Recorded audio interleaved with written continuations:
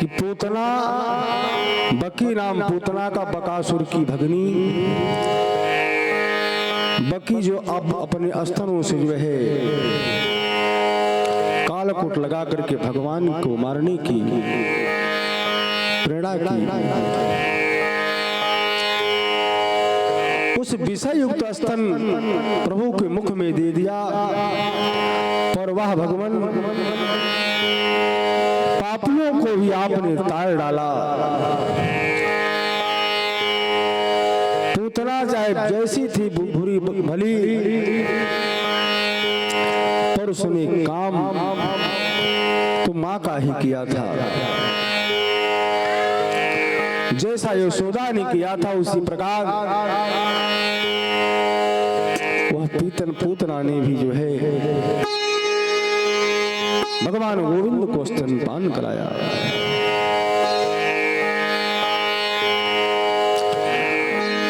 तो अर्थ का हरण करने वाले उस हरि ने इस चित्त का भी इसका भी चित्त हर लिया।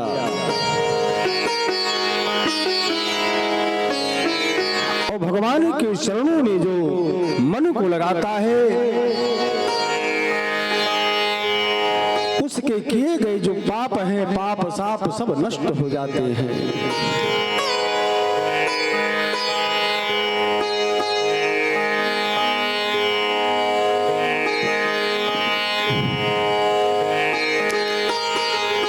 श्री वेदव्यास जी के पास श्री शुक्राचार्य जी पधारे, चरणों में नमन किया, गुरुदेव क्या ये प्रसाद हमें भी मिलेगा जो भगवान की कथा की प्रसाद है। अपने प्रिय पुत्र को पाकर के प्रसन्नता से मुदित हो उठे श्री वेदव्यास जी महाराज। वह जिसके पीछे पागलों की तरह पुत्र पुत्र कह करके भाग रहे थे, धन्य है गोविंद के गुणानुवाद जो आज खुद ही भागा हुआ मेरे पास आ गया है। हे प्रभु,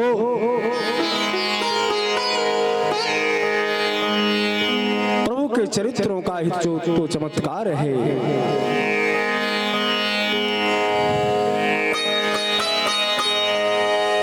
बैठा कर अपने प्रिय पुत्र को भागवत संहिता प्रदान की मधुर मधुर भागवत श्लोक सुनाए।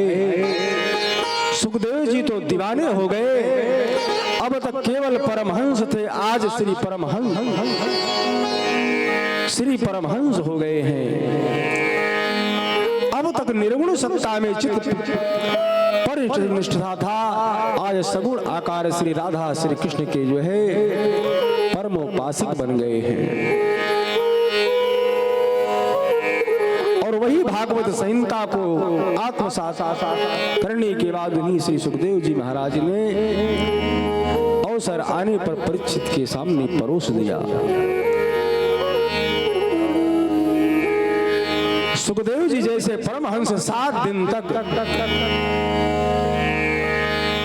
परीक्षित जी के सामने कैसे बैठे रहे हों, जबकि श्री सुखदेव जी महाराज इतने समय तक गाय दुही जाती है, उतना समय तक जो है सुखदेव जी महाराज एक जगह रुकने वाले नहीं थे। लेकिन लगातार 7 दिन तक जो है परीक्षित जी को इस प्रकार से एक जगह बैठा करके कथा को सुनाते रहे। इसका क्या कारण है? परीक्षित जी ने भागवत क्यों सुनाई और परीक्षित को सुखदेव जी ने मात्र क्यों ही पात्र बनाया? तब श्री सूत जी महाराज परीक्षित का चरित्र प्रारंभ कर रहे हैं। यदा मृदे कौरव सिंजाराम वैष्णवः वीरगति गते सो वृक्कोदरा विदगर्भायः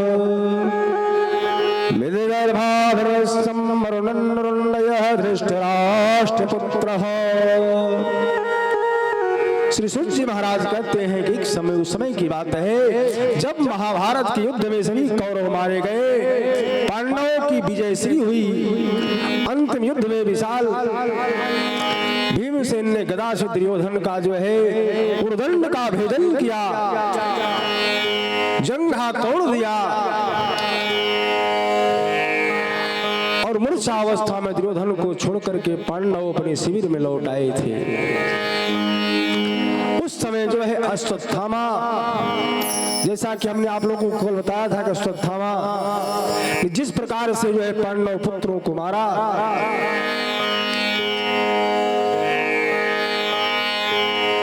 धीरे धीरे समय बीता।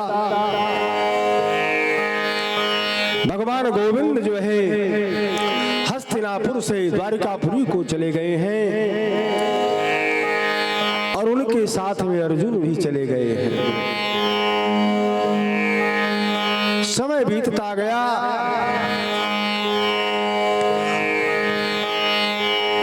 धीरे धीरे 7 महीने बीत गए और अर्जुन जो है द्वारिकापुरी से वापस नहीं आए हैं।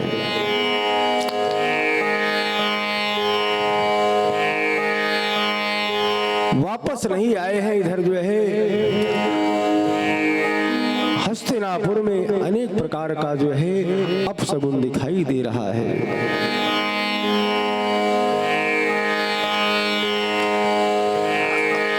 अपशगुन दिखाई पड़ रहा है। युधिष्ठिर जो है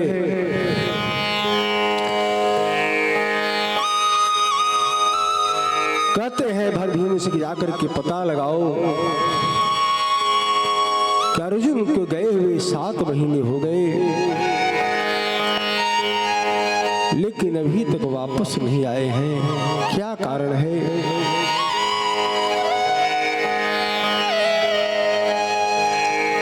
इतना दिन अर्जुन कैसे रुक गए हैं? मुझे जो है दृश्य दिखाई पड़ रहा है, यह अपशगुन अच्छा नहीं समझ में आ रहा है।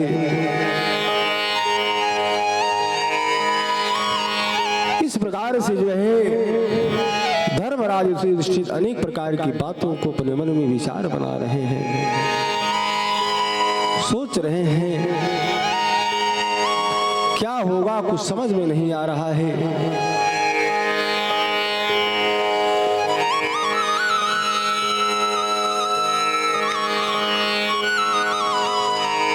यही सोच रहे इतने में जो है अर्जुन आते हुए दिखाई पड़े हैं।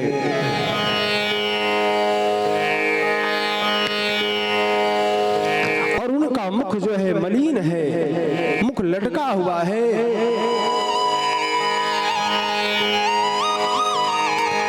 युधिष्ठिर जी पूछ रहे हैं कि क्यों, क्या बात है, किस कारण तुम्हारा मुख जो है मलिन है?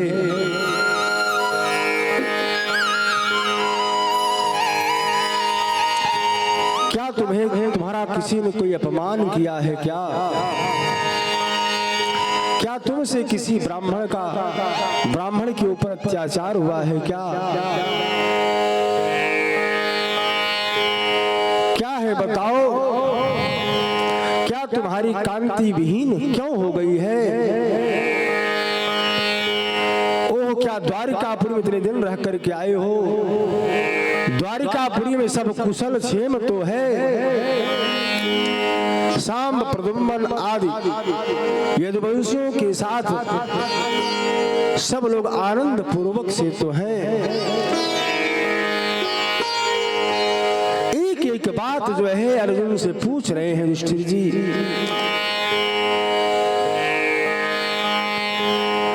जब इस प्रकार से पूछना शुरू करते हैं तो अर्जुन जो है युधिष्ठिर जी के चरणों में जाकर गिर जाते हैं। श्री सुखदेव जी महाराज क्या कहते हैं? वंचोतहं महा राजहृण्या बन्धुरूपिणः एनमेवहं तेजो देह विश्यपामहतः। अर्जुन कहते हैं भैया, हम अपने प्यारे प्रभु के सानिध्य से वंचित हो गए हैं।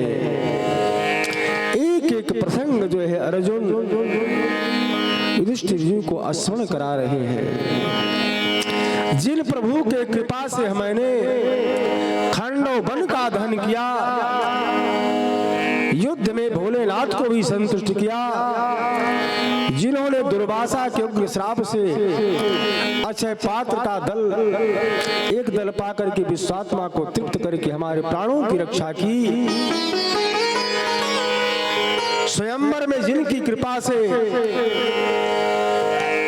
द्रौपदी का वर्णन किया, आज उन्हीं प्रभु के परम धाम जाने के बाद मैं अर्जुन, वही मेरे पास बाण है, वही धनुष है,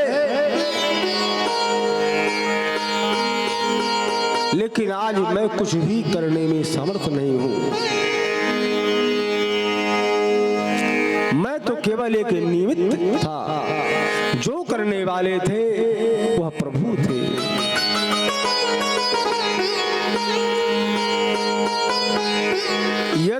यदुवंश के संहार का जब पूरा प्रसंग अर्जुन ने विस्तार पूर्वक सुनाया, तो कुंती मैया ने जब सुना कि गोविंद भी लीला जो है लीला यहाँ समाप्त करके परम धाम को चले गए हैं, तो कुंती जो है गोविंद के चरणों का चिंतन करते हुए ध्यानस्थ होकर के एक क्षण में ही कुंती मैया ने अपना शरीर त्याग दिया है। पांडव लोग भी जो है तुरंत द्रौपदी को साथ लेकर के, और परीक्षित जी बड़े बड़े हो गए हैं, परीक्षित जी को सत्ता का भार सौंप करके स्वर्गारोहण करके हिमालय यात्रा करते हुए अंत में परम धाम को चले गए। अब जो है सत्ता परीक्षित जी के हाथ में हो गई है, परीक्षित जी संभाल लिए हैं।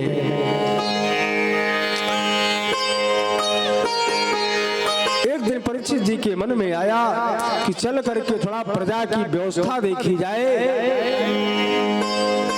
कि प्रजा किस प्रकार से है।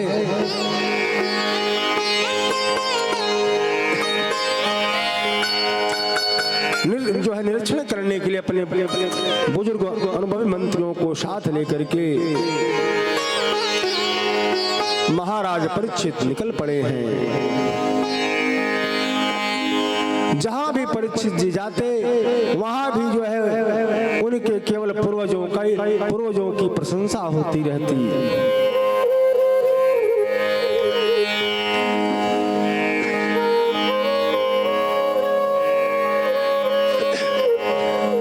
हर जगह बड़ा अटपटा दृश्य जो है, हर जगह उनकी जो है प्रशंसा मिली,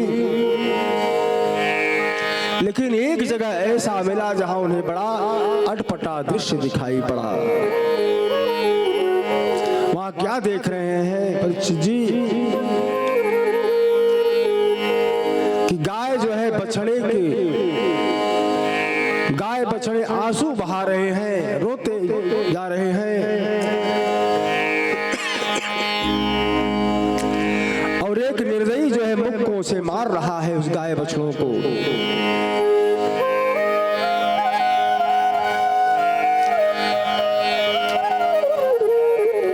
दोनों अपने सुख दुख की बातें एक दूसरे को सुना रहे हैं।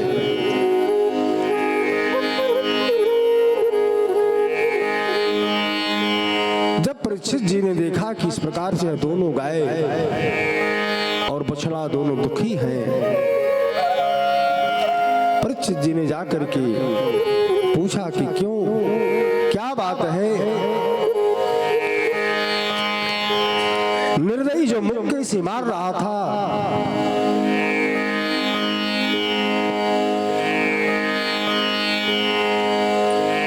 उसे देख करके परीक्षित जी को बड़ा दुख हुआ है,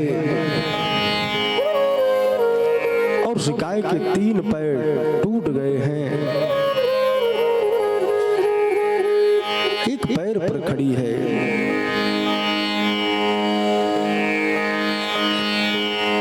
दोनों के संवाद को जब परीक्षित जी ने सुना तो बड़ा क्रोध हुआ। आग में जो है आग के अंगारे बरसने लगे उनके शरीर में। परीक्षित जी कहते हैं कि मेरे राज्य में और गौ माता पर इतना अत्याचार हो रहा है जिन गायों की रक्षा के लिए हमारे प्रभु गोविंद गोपाल बन करके वन वन में घूमे थे, आज उन गायों पर अत्याचार हो रहा है।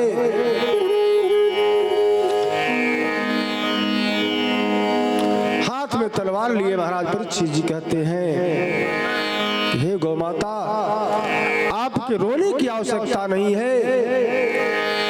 भगवान गोविंद परम धाम को चले गए हैं, लेकिन अभी परीक्षित जीवित है।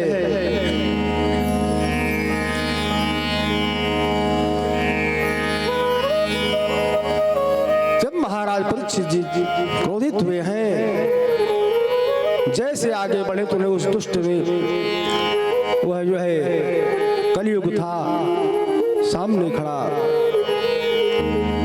दुष्ट को दंड देने के लिए जैसे ही तलवार निकालते हैं, वह कलियुग जो है मुकुट उतार करके युधिष्ठिर जी के चरणों में गिर जाता है। त्राहि माम महाराज, हमारी रक्षा करो।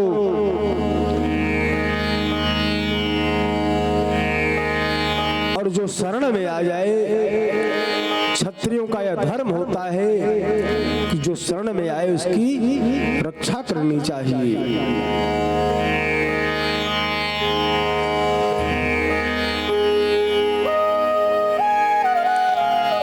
यह समझ करके युधिष्ठिर जी तलवारों को म्यान में रख लेते हैं।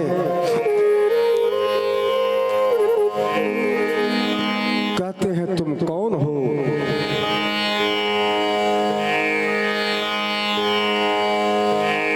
आप साधारण गाय बछड़े तो नहीं हो। गौ माता से कह रहे हैं कि आप दोनों साधारण गौ माता तो हो नहीं, बताओ कौन हो? तब वह जो बिरखप जो था बैल, जिसके 3 पैर टूटे थे, वह निर्भीक होकर के बोला, महाराज मैं अपने दुख हेतु किसे मानूं? कुछ लोग कहते हैं कि भाई जैसा कर्म करोगे वैसा ही फल मिलेगा, कर्म ही सुख दुख का कारण है। और कुछ लोग कहते हैं कि भाई ईश्वर की इच्छा के बिना पत्ता भी नहीं हिल पाता है। तो भगवत की इच्छा से ही सब कुछ होता है। और कुछ लोग कहते हैं कि भाई ग्रहों के कारण होता है।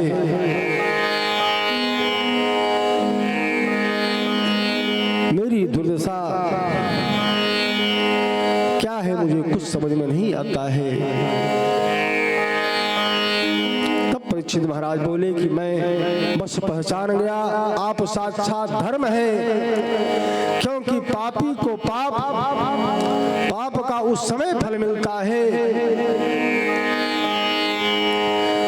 जो पाप करता है उसे उसका पाप जो है फल अवश्य मिलता है। लेकिन पापी के पाप की चर्चा करने वाला भी पाप का भागीदार होता है। इसलिए अपने किसी दोष की चर्चा अपने मुख से नहीं करनी चाहिए। साक्षात धर्म है, गौ माता साक्षात जो है धरती है, पृथ्वी माता है। और जिनका भार उतारने के लिए प्रभु आए थे यहाँ पर, सब लीला को जो है संवार करके परम धाम को चले गए हैं। आज उन्हीं के वियोग में दुखी होकर दुखी है। पर यह धूर्त कौन है तुम्हारे पीछे जो खड़ा है?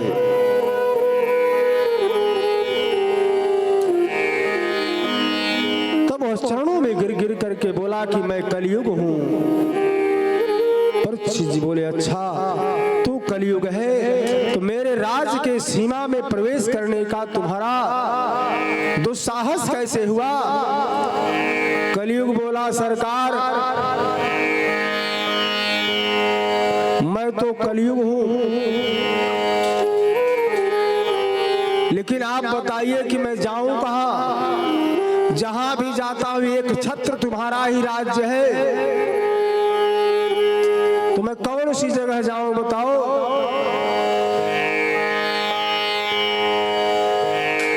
सारी वसुंधरा पे आपका राज्य है। जहां भी जाता हूं आप धनुष बाण लिए दिखाई देते हैं। आप जो स्थान बता दे मैं वहीं पर चला जाऊं।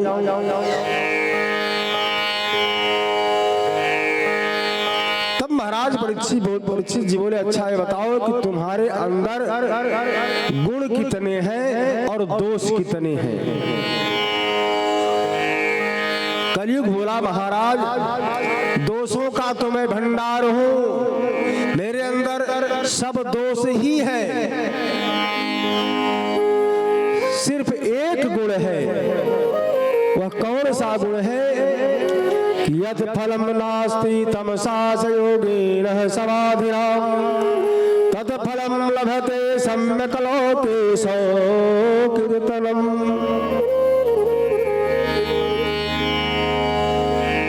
कहा कि मेरे अंदर सारे अवगुण हैं, लेकिन एक गुण है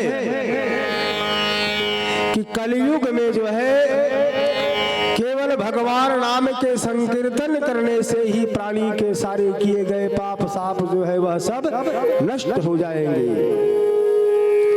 कलयुग में इससे सरल साधन कोई संभव नहीं है। प्राणी यदि जीव को हिलाता रहे तो भी वह भव सागर से तर जाएगा।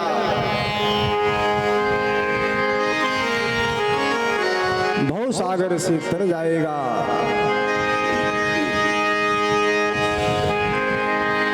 परीक्षित जी महाराज रिझ गए हैं, अब उसको देने के लिए तैयार है। कलयुग केवल नाम आधारा, कलयुग केवल नाम आधारा, कलयुग केवल नाम आधारा, कलयुग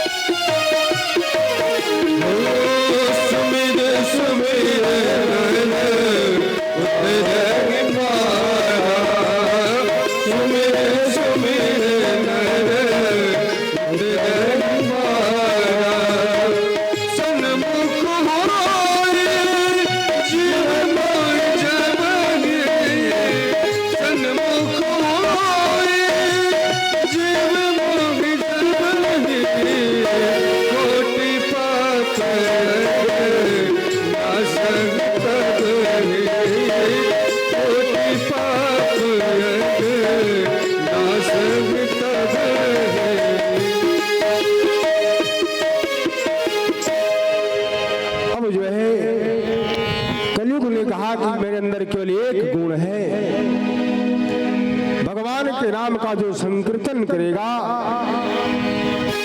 वह भव सागर से तर जाएगा। युधिष्ठिर जो है उसे स्थान क्या दे रहे हैं कि धूतपानम स्त्रिय सूरा यत्रा धर्म चतुर्विधि। कौन का उनका स्थान दे रहे हैं? कलयुग को तुम जाओ, यहाँ रहो, जुआ जहाँ हो,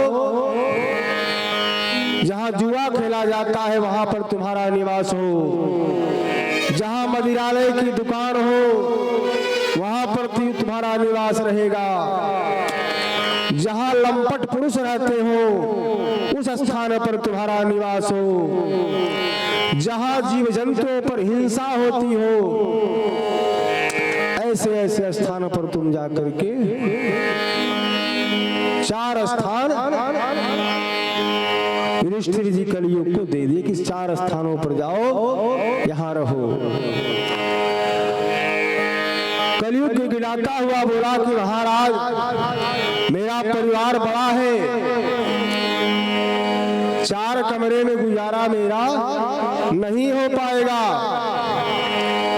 और फिर आपने जैसी मेरी शकल देखी उस शकल के अनुसार 4 स्थान तो दे दिए,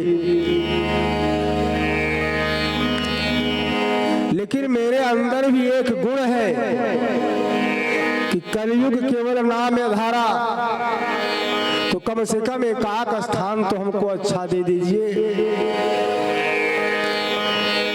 एकाक स्थान अच्छा मिल जाएगा तो कम से कम ठीक रहेगा।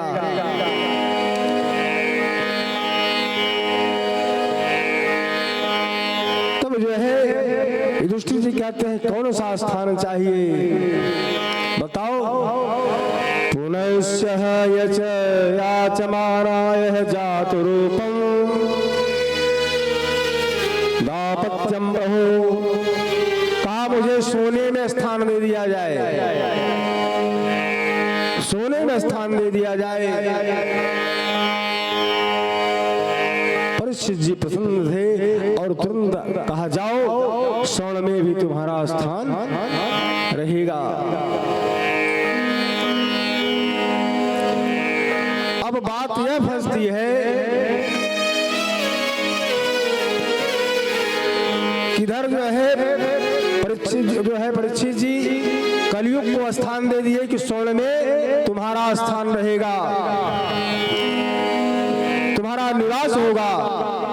अब एक शंका होती है कि एक और जो है प्रथम स्कंद में श्री सूत जी महाराज जी कह रहे हैं कि कलयुग जो है कलयुग को स्वर्ण में निवास दिए हैं, और दूसरी ओर भागवत के एकादश स्कंद में विभूति योग का वर्णन करते हुए उद्धव श्री भगवान स्वयं कहते हैं कि धातु नामास्ति कांचनम, कि सोने में स्थान भगवान विष्णु का है, मैं स्वयं निवास करता हूँ। धातुओं में सोना जो है मेरा स्वरूप है, उसमें मेरा निवास है। अब लो भागवत में लिखा है कि स्वर्ण में कलयुग का निवास है, और भागवत में ही भगवान कह रहे हैं कि मेरा निवास भी स्वर्ण में है।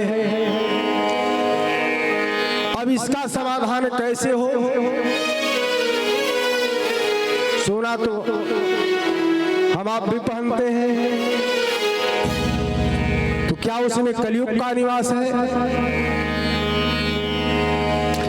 लेकिन गोस्वामी जी तुलसीदास महाराज जी ने रामचरितमानस में एक संकेत दिया है कि संसार की कोई वस्तु है ही नहीं जिसमें दोष न हो। इस संसार में कोई वस्तु ऐसी नहीं जिसमें कोई न कोई दोष न हो। गोस्वामी जी कहे कि जड़ चेतन गुण दोष में विश्व कीन करतार, हम आप भोजन कर रहे हैं तो अन्न में भी दोष है।